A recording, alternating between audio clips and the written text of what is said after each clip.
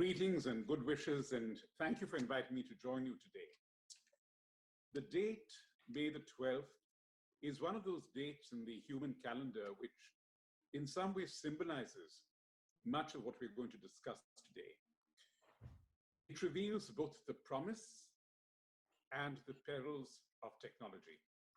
It was on this day, the 12th of May 1941, that a gentleman named Konrad Zuse innovated and discovered the world's first working programmable computer, which he called Z3 in what was at that time wartime Germany.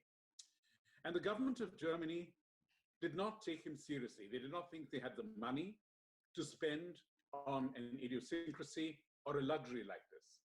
And so in many ways, what would have become the beginning of the computer age on the 12th of May 1941 was thwarted.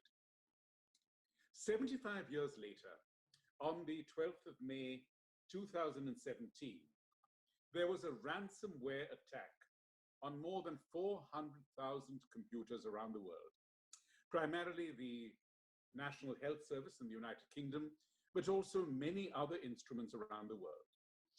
And so I thought I would begin with these two instances to try and show that everything which has a promise, a technological promise, might be delayed, might be denied because of our own human insecurities or short sight.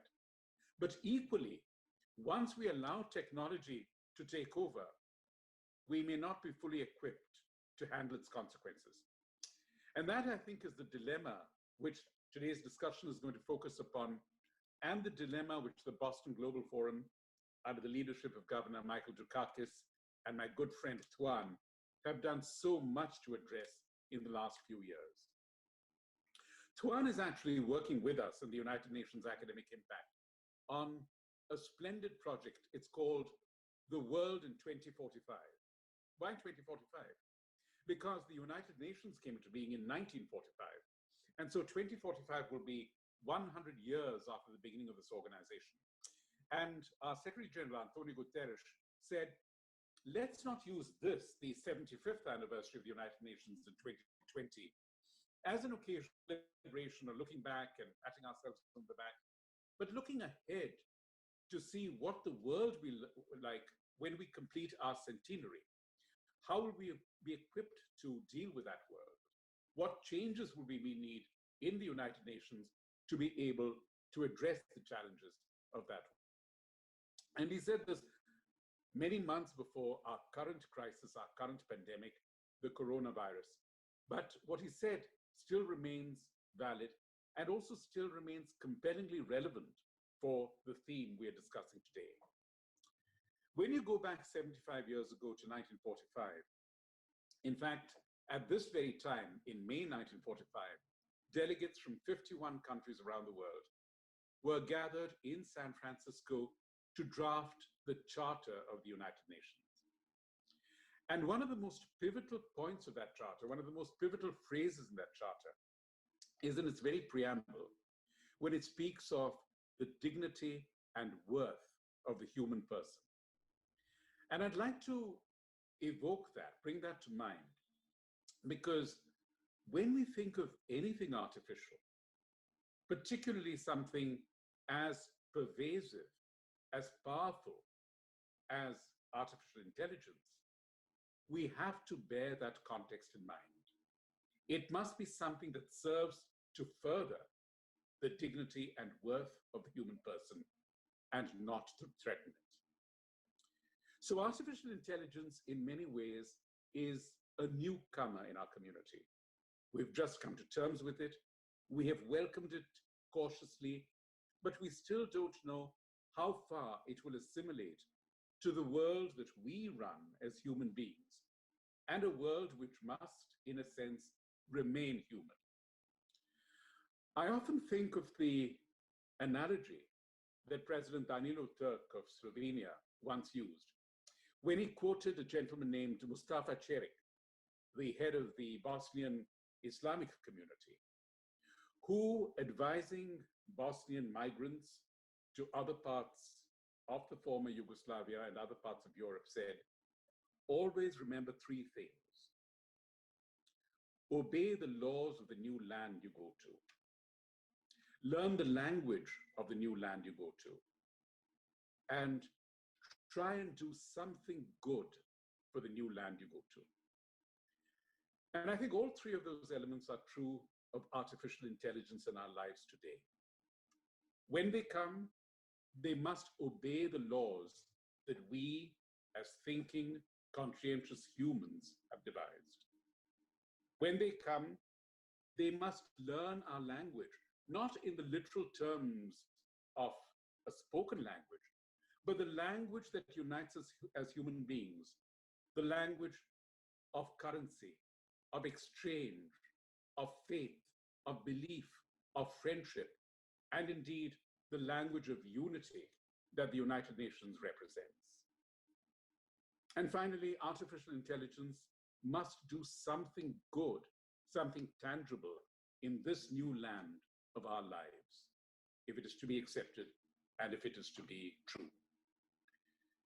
Some months ago, our Secretary General, Antonio Guterres, probably more than a year ago actually, had established a high-level panel on digital cooperation and digital technology. It was co-chaired by Jack Ma and Melinda Gates and had a number of distinguished members from around the world. And I'd like to share with you one particular conclusion that this panel came about in the context of what it called human rights and human agency, where the panel said it believed that autonomous intelligence systems should be designed in ways to enable their decisions to be explained and humans to be accountable for their use. Audits and certification schemes should monitor compliance of artificial intelligence systems with engineering and ethical standards, which should be developed using multi-stakeholder and multilateral approaches. Life and death decisions should not be delegated to machines. We call for enhanced digital cooperation with multiple stakeholders to think through the design and application of these standards and principles, such as transparency and non-bias in autonomous intelligence systems in different social settings. So that gives you an idea of how eminent individuals in this field see the promise of a daring technology in the context of an uncertain, sometimes fretful, sometimes frightened, sometimes fragmented world, and how it can help to heal those divisions. The distinguished speaker of the Swedish Parliament, Mr. Andreas Norlén, had said very compellingly that we must learn to handle technology in this new world. And I think what he was trying to say is that by handling it, we show who is in control. We cannot allow technology to handle us. And this is a thought that I find very powerfully and evocatively reflected in the social contract which has been drafted for your consideration. The fact that it aims to shape a world where all stakeholders are recognized, where all forms of governance adhere to these values and are accountable and transparent. A world where only by working together will it be possible to address and resolve global challenges.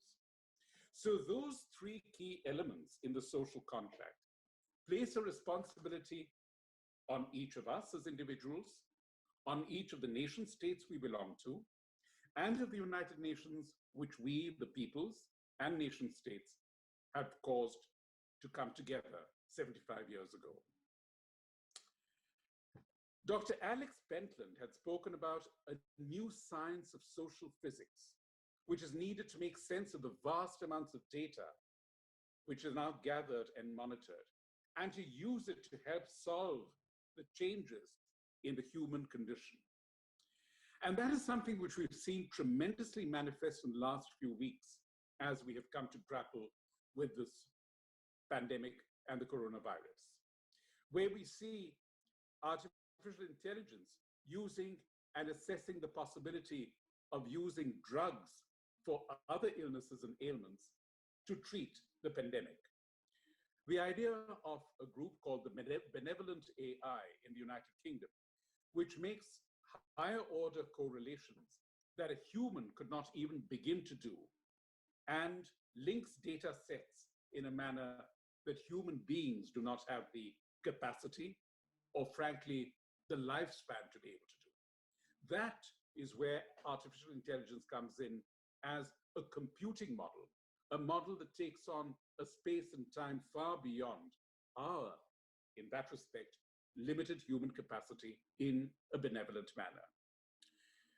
There is the NGO called covidscholar.org, which is based on the Lawrence Berkeley National Laboratory, where in a month, it processed 61,000 research papers on the coronavirus, and then helped global scholars distill through them to find the common phrases and references which they needed to pursue their own medical or technological or scientific discoveries.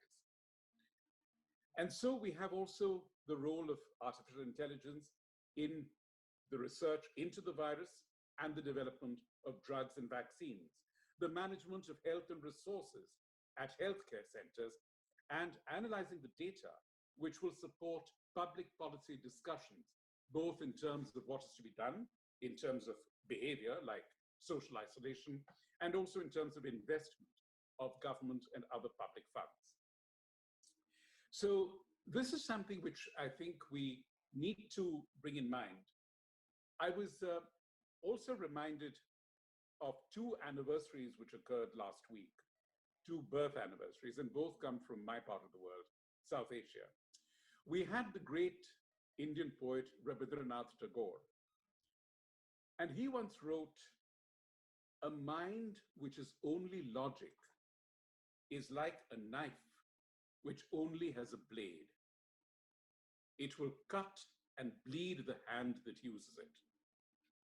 And I think that's important for us to remember, because if we arrogate to artificial intelligence the power of only being logic, of only being something which we have taught it to be, using data in a fashion that A follows B and will be followed by C, then we end up cutting ourselves and bleeding unless we, as agents, are able to instill that shield, that metal handle, or the wooden handle on the knife, that of human agency. And I also think of the great Buddha, whose birth anniversary celebrated around the world as Vesak, the day of his birth, his enlightenment, and his transcendence last week. And I think of a remark of his that all that we are is a result of what we have thought. So we are not a result purely of the genes we inherit, the environment that nurtures us, or the occupations we lead. We are the result of every thinking moment that is unique to us individually alone. And that in many ways, again, is reminiscent of what we need to think about in AI. Will that artificial intelligence be the cumulative experience of human thought? Because we can have artificial intelligence, but we cannot have artificial truth. We cannot have artificial trust. We cannot have artificial compassion. We cannot have artificial caring. We cannot have artificial solidarity. And certainly, we cannot have an artificial United Nations.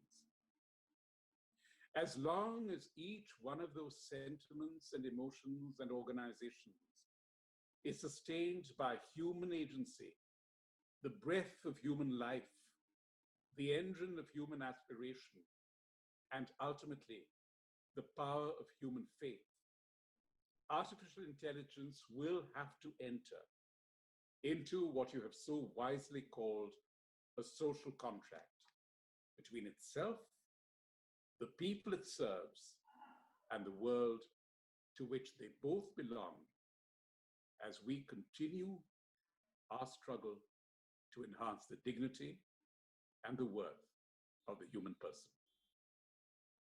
Thank you for your time.